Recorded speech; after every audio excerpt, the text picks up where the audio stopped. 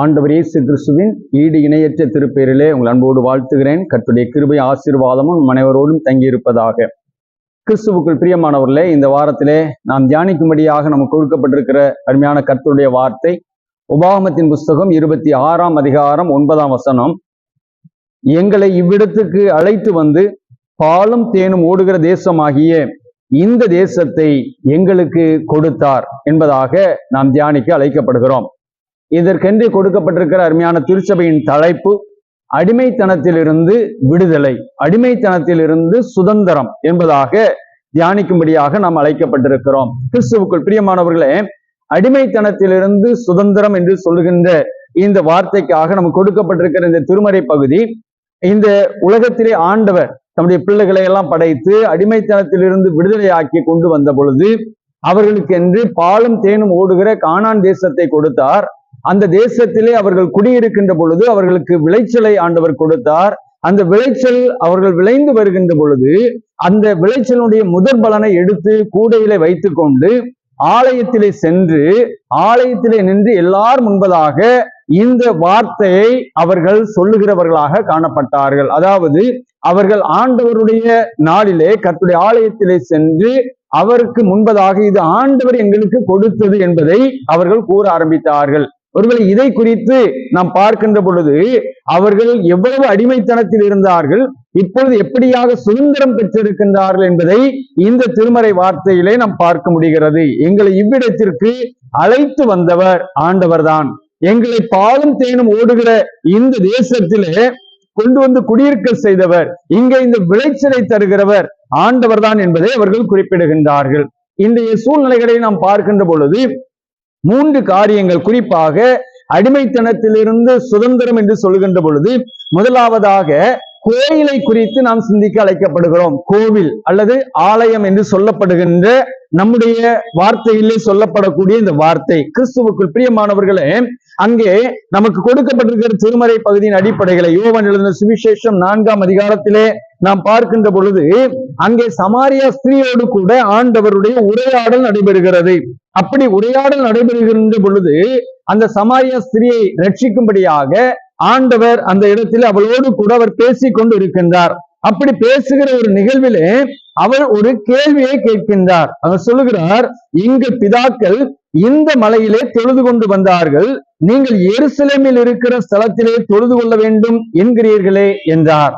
அதற்கு இயேசு, ஸ்திரியே, நான் சொல்லுகிறதை நம்பு, நீங்க இந்த மலையிலும் எருசலேமிலும் மாத்திரமல்ல எங்கும் பிதாவை தொழுது கொள்ளும் காலம் வருகிறது. பாருங்கள், இங்கே நாம் கேட்கின்ற இந்த வார்த்தையானது ஒரு கோயில் என்பது ஒரு குறிப்பிட்ட மக்கள் மட்டும் செல்லக்கூடிய இடமாக, பொருளாதாரம் நிறைந்தவர்கள் செல்லக்கூடிய இடமாக, அல்லது பொருளாதாரத்திலே சிறந்தவர்கள் கடவுளை மிக அருகாமையிலே சென்று பார்க்கின்ற ஒரு இடமாக இந்த கோயில் காணப்படுமானால் அது ஏதோ ஒரு நிலையிலே மக்களை அடிமைப்படுத்துகிற ஒன்றாக இருக்கிறது.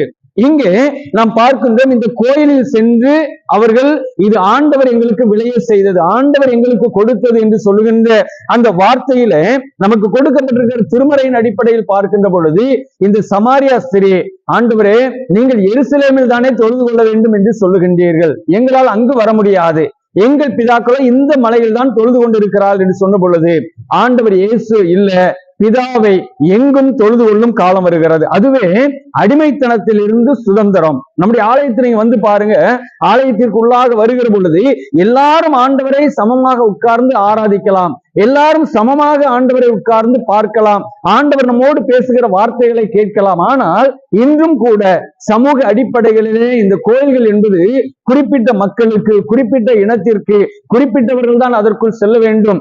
பொருளாதாரத்தில் அதிகமான டிக்கெட் கொடுத்து வாங்கியாச்சுன்னா வேறு வழியாக, ஸ்பெஷல் வழியாக அவர்கள் உள்ளே சென்று கடவுளை பார்த்து விடலாம் என்கின்ற நிலைகள் எல்லாம் அது அடிமைத்தனத்திற்குரியதாக இருக்கிறது. ஒருவேளை எருசலேம் தேவாலயம் கூட நீங்க அங்கதான் வரணும்னு சொல்லியிருந்தோம்னா பணம் இல்லாதவங்க எல்லாம் அங்க போய் தரிசிக்க முடியாது, புனித ஸ்தலம் என்று அதை போய் நம்ம பார்க்க முடியாது. ஆனால் ஆண்டவர் பிதாவை எங்கும் தொழுது கொள்ளும் காலம் வருகிறது என்று சொன்னதினாலே இன்று நாம் உலகம் முழுவதும் ஆண்டவர் இயேசுவை ஆராதிக்கின்றவர்களாக காணப்படுகின்றோம். அதுவே நமக்கு கிடைத்திருக்கின்ற சுதந்திரம். நாம் இருக்கின்ற இடத்திலே ஆலயத்திலே வந்து நமக்கு கொடுத்திருக்கிற இந்த சுதந்திரத்தை நாம் பயன்படுத்துகிறவர்களாக இருக்கிறோமா? ஆலயத்திலே வந்து இது கர்த்தர் எனக்கு கொடுத்தது என்கிற உணர்வு நமக்குள் ஏற்படுமானால் அதுவே நமக்கு கிடைத்திருக்கிற மிகப்பெரிய சுதந்திரம் என்பதை இன்றைய திருமறை பகுதி நமக்கு கற்றுத் தருகிறது. கிறிஸ்துவுக்குள் பிரியமானவர்களே, நம் ஒவ்வொருவரும் இந்த நாளிலே ஆண்டவரை ஆராதிப்பதற்கு சமமாக எல்லாரும் உட்கார்ந்து ஆண்டவரை சமமாக பார்ப்பதற்கு வாய்ப்பு கொடுத்திருக்கிறாரே, இதுதான் நமக்கு கிடைத்திருக்கின்ற சுதந்திரம். இதுதான் ஆண்டவர் எனக்கு கொடுத்திருக்கிற விளைச்சலின் கனிகள். ஆண்டவர் எனக்கு கொடுத்திருப்பதை நான் ஆண்டவருக்கு என்று கொண்டு வந்திருக்கிறேன் என்று சாட்சி பகருகிற ஒரு மனிதனுடைய வார்த்தை தான் இங்கே சொல்லப்படுகிறது என்பதை வேதம் நமக்கு கற்றுத் தருகிறது. ஆக அடிமைத்தனத்திலிருந்து சுதந்திரம் என்று சொல்லுகிற பொழுது மத சடங்குகள், ஒருவேளை நமக்கு தெரியும் ஒரு குறிப்பிட்ட காலங்களில கல்வி மறுக்கப்பட்டது. இந்த குலத்தை சேர்ந்தவர் மாத்திரம்தான் கல்வி பயில வேண்டும், இந்த குலத்தை சார்ந்தவர்கள் மாத்திரம்தான் நிலம் வைத்திருக்க வேண்டும் என்று சொல்லுகிறதெல்லாம் 1700களுக்கு முன்பதாக இந்திய தேசத்திலே காணப்பட்ட அடிமைத்தனங்கள். ஒரு குடும்பத்திலே ஒரு கணவன் இறந்து விட்டால் அவனுடைய மனைவி இந்த உலகத்திலே வாழ்வதற்கு சுதந்திரம் கிடையாது, அவளும் உடன்கட்டையில் ஏறி செத்துவிட வேண்டும் என்று சொல்லி ஒரு தாழ்நிலையில இருக்கிற ஒரு மனிதனுடைய ஒரு முதலாவது பிறந்த குழந்தை அது கங்கை ஆற்றிலே வீசப்பட வேண்டும் என்பது மத சடங்குகளாக காணப்பட்டது. இந்த அடிமைத்தனங்களில் இருந்தெல்லாம் இந்த நாட்டை, இந்த ஜனங்களை அங்கே மீட்டெடுப்பதற்கு சுதந்திரம் என்கிற ஒன்று நமக்கு அவசியமாக இருந்தது. ஆண்டவர் அந்த சுதந்திரத்தை நமக்கு கொடுக்கிறவராக மேலை தேசத்திலிருந்து வந்த மிஷனரிமார்கள் இவைகளுக்கெல்லாம் எதிர்த்து போரிட்டு நம்முடைய தேசத்திலே நமக்கென்று சுதந்திரத்தை பெற்றுக் கொடுத்தார்கள். குறிப்பாக கல்வி எல்லாருக்கும் கிடைக்க வேண்டும், பெண் பிள்ளைகளுக்கும் கிடைக்க வேண்டும், சொத்துகள் எல்லா நிலைகளில் இருக்கிறவர்களும் சொத்துக்களை வாங்கலாம் விற்கலாம் என்கின்ற நிலை. இப்படியாக இந்த அடிமைத்தனங்கள் எல்லாம் இந்த மத சடங்குகள் அடிப்பட்ட நிலையிலே காணப்பட்டது, கோயில்கள் சம்பந்தப்பட்ட நிலையிலே காணப்பட்டது. அதிலிருந்து ஆண்டவர் நமக்கு விடுதலையை கொடுத்து இன்று எல்லாரும் தேவ சமூகத்திலே வந்து நாம் பணிந்து கொள்வதற்கு நமக்கு கிருபை தந்திருக்கின்றார். இரண்டாவது நாம் பார்க்கின்ற பொழுது அடிமைத்தனத்தில் இருந்து சுதந்திரம் என்று சொல்லுகிற பொழுது கொடுத்தல். கிறிஸ்துவுக்குள் பிரியமானவர்களே, வாங்குவதை பார்ப்பிலும் கொடுப்பதே அங்கே ஆசீர்வாதம் என்பதை திருமறை நமக்கு கற்றுத் தருகிறது. நீயோ கடன் வாங்காதிருப்பாய், அநேக ஜாதிகளுக்கு கடன் கொடுப்பாய் என்று அங்கே ஆண்டவர் நமக்கு ஆசீர்வாதமான வார்த்தைகளை தந்திருக்கின்றார். கொடுத்தல் என்பது நாம் ஆண்டவர் நமக்கென்று கொடுப்பதையும் நாம் ஆண்டவருக்கென்று கொடுப்பதையும் நம்முடைய சுதந்திரத்தின் அடிப்படையாக நாம் கருத அழைக்கப்படுகிறோம். ஏதோ கட்டாயத்தினால் அல்ல, ஏதோ எனக்கு கட்டாயப்படுத்தி கேட்கிறார்கள் என்பதாக அல்ல. இன்னைக்கு அநேக நேரங்களிலே ஆலயம் அல்லது தேவைகளை சொல்லுகிற பொழுது இது கட்டாயப்படுத்துகிறார்கள் என்கின்ற உணர்வை நாம் வைத்துக் கொண்டே கொடுக்கிறோம். அப்படி கொடுப்பது சுதந்திரமே அல்ல.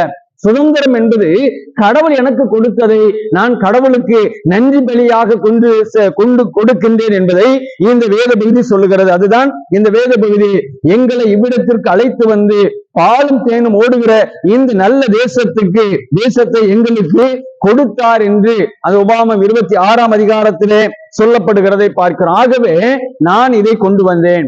எங்கள் தகப்பன் அழிவுக்கு நேரா சீரியா தேசத்தானா இருந்தான், நாங்கள் கொஞ்சம் ஜனங்களாகத்தான் இருந்தோம், எகிப்தில போய் அடிமைகளாக இருந்தோம். இப்பொழுது ஆண்டவர் எங்களுக்கு கொண்டு வந்து நல்ல விளைச்சல் உள்ள தேசத்தை எங்களுக்கு கொடுத்திருக்கிறார். ஆகவே நான் ஆண்டவருக்கு நன்றி செலுத்தும்படியாக கொடுக்கிறேன். அது மாத்திரமல்ல, இந்த சமூகத்திலே காணப்படுகிற அடிமைத்தனங்கள், அதிலும் கூட இங்க பிலமோனுக்கு எழுதின அந்த நிருபத்திலே 1ஆம் அதிகாரம் 10 முதல் 18 வசனங்கள் படிக்க பார்க்கிற பொழுது இந்த பிலமோன் அவன் பவுலடிகளாருக்கு மிக நெருங்கிய நண்பராக ஊழியத்திலே உதவி செய்கிறவராக காணப்படுகிறார். அவர் தன்னுடைய வீட்டிலே தன்னுடைய இடத்திலே ஒனேசிமு என்கின்ற ஒரு மனிதன் அங்கே அடிமையாக அவனோடு கூட இருந்திருக்கிறான். அவனிடத்திலிருந்து அவன் விடுதலை பெற்று சென்று விட்டான். இப்பொழுது அவன் அங்கே பவுலர்களோடு கூட அடைபட்டவனாக, ஒருவேளை இதை சொல்லுகிறார்கள் சிறைச்சாலையில் இருந்தார்கள் என்று. அப்பொழுது இந்த ஒனேசிமு ரட்சிக்கப்படுகிறான். ஒனேசிமு ரட்சிக்கப்பட்டு அவனை ஆண்டவருடைய மகனாக இந்த பவுலடிகளார் ஏற்றுக்கொண்ட பொழுது மீண்டுமாக இந்த பிலமோனுக்கு அவர் எழுதுகிறார், இந்த ஒனேசிமுவை இதுவரைக்கும் நீ அடிமையாக வைத்திருந்தாய், ஆனால் இப்பொழுதோ அவன் எனக்கு மிகவும் பிரியமானவன், நீ என்னை ஏற்றுக்கொள்வது போன்று அவரை ஏற்றுக்கொள்ள வேண்டும் என்று சொல்லி திரும்பவும் இந்த ஒனேசிமுவை அந்த பிலேயாமுக்கு கொடுக்கிறதை பார்க்கிறோம். முதலாவது அடிமையாக கொடுக்கப்பட்டிருந்தான், இப்பொழுது சுதந்திரவாளியாக அவர் கொடுக்கின்றார். நீ சுதந்திரவாளியாக இந்த மகனை நீ ஏற்றுக்கொள்ள வேண்டும், உடன் ஊழியனாக நீ ஏற்றுக்கொள்ள வேண்டும் என்று சொல்லி அங்கே குறிப்பிடுகிறதை பார்க்கின்றோம். கிறிஸ்துவுக்குள் பிரியமானவர்களே, கொடுத்தல் என்பது ஒரு மனிதனுடைய வாழ்க்கையிலே சுதந்திரத்தின் அடையாளமாயிருக்கிறது. நம்ம வாங்கணும்னா, ஒருத்தட்ட வாங்கிட்டோம் அப்படின்னா நாம அவர்களுக்கு அடிமைதான். ஒருவேளை நம்ம பணத்தை வாங்கி இருக்கிறோம், பணத்தை கொடுக்க முடியலன்னா அவர்களுக்கு நாம் அடிமையாகத்தான் வாழ வேண்டும். ஆனால் நாம் கொடுக்கிறதிலே நமக்கு சுதந்திரம் இருக்கிறது. ஆண்டவர் நம்மை கொடுக்கின்றவர்களாக மாற்றுகின்றார். ஆண்டவர் நமக்கு கொடுத்திருப்பதை நாம் ஆண்டவருக்கு கொடுப்பதும் மற்றவர்களுக்கு கொடுப்பதும் ஆண்டவர் நம்மிடத்திலே எதிர்பார்க்கிற காரியம். அதுதான் சுதந்திரத்தின் அடையாளம். ஆகவே ஆண்டவரிடத்திலே நாம் கேட்கின்ற பொழுது, ஆண்டவரே, இந்த உலகத்திலே சுதந்திரமாய் வாழுகிறேன் என்று சொன்னால், நான் கடன் பிரச்சனை இல்லாதபடி, யாரிடத்திலும் வட்டிக்கோ எந்த ஒரு காரியத்திலோ வாங்காதபடி நான் பிறருக்கு கொடுக்கிறவர்களாக காணப்பட வேண்டும் என்று சொல்லுவோம். அதையே ஆண்டவர் விரும்புகிறார். அதிலே சுதந்திரம் அடங்கியிருக்கிறது என்பதை வேதம் நமக்கு கற்றுத் தருகிறது. மூன்றாவது நாம் பார்க்கின்ற பொழுது, நமக்கு கொடுக்கப்பட்ட இந்த உபாகமத்தின் புஸ்தகத்தை நாம் எடுத்துக்கொள்வோமானால், அந்த 26ஆம் அதிகாரம் 5 முதல் 11 வசனங்களிலே நாம் பார்க்கின்றோம். அதிலே ஆண்டவர் சொல்லுகின்ற காரியம் என்ன என்று சொன்னால், நீங்கள் கொண்டாட வேண்டும் என்று சொல்லி அவர் குறிப்பிடுகின்றார். கிறிஸ்துவுக்கு பிரியமானவர்களே, அடிமைத்தனத்திலிருந்து சுதந்திரம் என்று சொல்கிற பொழுது அது ஒரு சாதாரண நிகழ்வு அல்ல, அது கொண்டாட வேண்டிய ஒரு நிகழ்வாக இருக்கிறது. ஒரு பண்டிகையாக, ஒரு திருவிழாவாக அதை கொண்டாட அழைக்கப்படுகிறோம். அதுதான் ஆண்டவருடைய ஆலயத்திலே வந்து நீங்கள் கொண்டாட வேண்டும் என்று சொல்லி ஆண்டவர் அங்கே கற்றுக் கொடுக்கிறார். எப்படி கொண்டாட வேண்டும் என்று சொல்லி அவர் சொல்லுகிறார் என்று சொன்னால், அவர் பாருங்கள் என்ன சொல்லுகிறார். நீங்கள் முதற் பலனை கொண்டு வந்தேன் என்று சொல்லி அதை உன் தேவனாய கர்த்தருடைய சந்நிதியில் வைத்து, உன் தேவனாய கர்த்தருடைய சந்நிதியில் நீ பணிந்து கொண்டு, நீயும் லேவியனும் உன்னிடத்தில் இருக்கிற பரதேசியும் உன் தேவனாய கர்த்தர் உனக்கும் உன் வீட்டாருக்கும் அனுக்கிரகம் பண்ணின சகல நன்மைகளின் நிமித்தம் சந்தோஷப்படுவீர்களாக. பாருங்கள், நீங்க எல்லாரும் சேர்ந்து கொண்டாடணும். இதுல ஆண்டவர்கிட்ட கொண்டு வந்து காணியை கொடுத்ததோடு மாத்திரமல்ல, நீயும் லேவியனும் பரதேசியும் உன் வீட்டுல இருக்கிற ஒன்றுமில்லாத இருக்கிற மனிதனையும் நீ சேர்த்து கொண்டு கொண்டாட வேண்டும், மகிழ்ச்சியோடு இருக்க வேண்டும், சந்தோஷப்பட வேண்டும் என்று சொன்னால், அந்த நாள்ல நல்ல உணவை உண்டு நீங்க எல்லாரும் மகிழ்ச்சியோடு கூட நிறைந்திருக்கணும்னு ஆண்டவர் சொல்றாரு. அன்பார்ந்தவர்களே, அடிமைத்தனத்திலிருந்து சுதந்திரம் என்று சொல்லுகிற பொழுது, நான் எனக்கு தான் ஆண்டவர் இந்த சுதந்திரம் கொடுத்திருக்கிறார் என்பது அல்ல, என்னோடு சேர்ந்த பரதேசியும் திக்கற்ற பிள்ளைகளும் விதவைகளும் இந்த சுதந்திரத்தை கொண்டாட வேண்டும். அதற்கு என்னிடத்தில் இருக்கிறதை நான் அவர்களோடு கூட பகிர்ந்து கொள்ள வேண்டும். அவர்களும் மகிழ்ச்சியோடு கூட என்னோடு இணைந்து இந்த ஆண்டவரை துதிக்க வேண்டும் என்பதுதான் கொண்டாட்டத்தினுடைய ஒரு மேன்மையாக காணப்படுகிறது. அதுதான் அடிமைத்தனத்திலிருந்து நாம் சுதந்திரம் பெற்றிருக்கிறதற்கான அடையாளமாய் சொல்லப்படுகிறது. நாம் ஒவ்வொருவரும் இந்த நாளிலே அடிமைத்தனத்திலிருந்து சுதந்திரம் பெற ஆண்டவர் அழைத்திருக்கின்றார். ஆக அடிமைத்தனத்திலிருந்து சுதந்திரம் என்று சொல்லுகின்ற பொழுது, ஆண்டவரை கோவிலிலே ஆண்டவரை பணிந்து கொள்வது ஒரு இடத்திலிருந்து பரவலாக்கப்பட்டு உலகமெங்கும் ஆண்டவரை பணிந்து கொள்ளலாம் என்கின்ற அந்த நிலை ஒரு அடிமைத்தனத்திலிருந்து சுதந்திரத்தை நமக்கு கொடுத்திருக்கிறது. கொடுக்கிறது, வாங்குவதை பார்ப்பதும் பிறருக்கு கொடுத்து வாழுகிற அந்த தன்மை, பிறருக்கு சுதந்திரமாக கொடுக்கின்ற அந்த செயல்பாடு, ஆண்டவர் எனக்கு கொடுத்தார் என்கிற உணர்வோடு நாம் பிறருக்கு கொடுப்பது என்பது நம்முடைய சுதந்திரத்தின் அடையாளமாக காணப்படுகிறது. நீ கடன் வாங்காதிருப்பாய், கடன் கொடுப்பாய் என்கிற சுதந்திரத்தை ஆண்டவர் நமக்கு தருகிறார். மூன்றாவதாக கொண்டாடுதல். கொண்டாடுதல் என்பது நானும் என் பிள்ளைகளும் என் குடும்பமும் மாத்திரமல்ல, என்னிடத்தில் இருக்கிற பரதேசியும் திக்கற்ற பிள்ளைகளும் விதவைகளும் சேர்ந்து நாங்கள் இந்த கொண்டாட்டத்தை கொண்டாடுகிறோம் என்று சொல்வதுதான் அடிமைத்தனத்தில் இருந்து விடுதலை. ஆண்டவரை நம்மிடத்தில் எதிர்பார்க்கிறார், நமக்கு அந்த சுதந்திரத்தை தந்திருக்கிறார். நாம் பிறருக்கு இந்த சுதந்திரத்தை பகிர்ந்து கொள்ளுவோம். ஆண்டவர் நிச்சயமாய் நம்மை ஆசீர்வதிப்பாராக. ஆமேன்.